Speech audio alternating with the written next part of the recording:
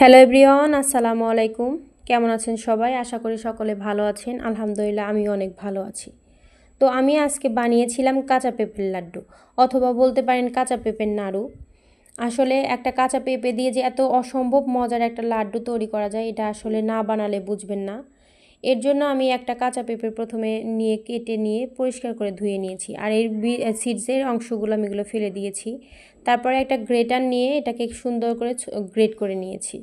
Are great করে নেওয়ার পরে এটাকে আমি পানি দিয়ে বেশ কয়েকবার পরিষ্কার করে ধুয়ে নিয়েছি। ধোয়ার পরে খেয়াল করবেন যেন পানি তেমন একটা না ওঠে, পানিগুলো সুন্দর করে চিপে চিপে উঠাইতে হবে। এরপরে আমি একটা প্যান গরম করে তার উপরে এটা দিয়েছি, এই কাঁচা পেঁপের গ্রেটগুলো দিয়েছি। দিয়ে দেওয়ার পরে 1 কাপ পানি দিয়ে এটাকে আমি হালকা করে সিদ্ধ করে নিয়েছি। অনেকটা বেশি সিদ্ধ করিনি, কারণ এটা অনেকটা বেশি সিদ্ধ করতে গেলে পরে দেখা যাবে যখন আমি লাড্ডুটা বানাবো তখন দেখা যাবে যে এটা বেশি নরম হয়ে যাবে।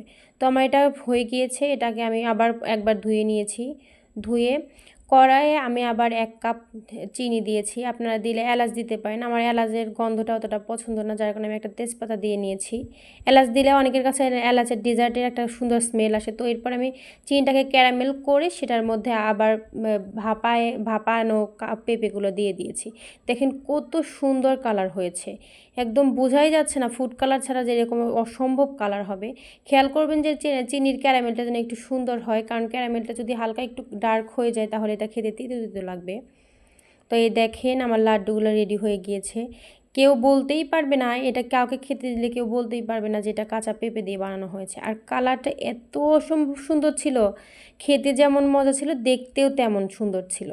তো আপনারা এটা ট্রাই করবেন বাসায় ট্রাই করবেন, ট্রাই করে আমাকে কমেন্ট করে জানাবেন যে কেমন হয়েছিল। তো আজকের ভিডিও এই পর্যন্তই। আসসালামু আলাইকুম।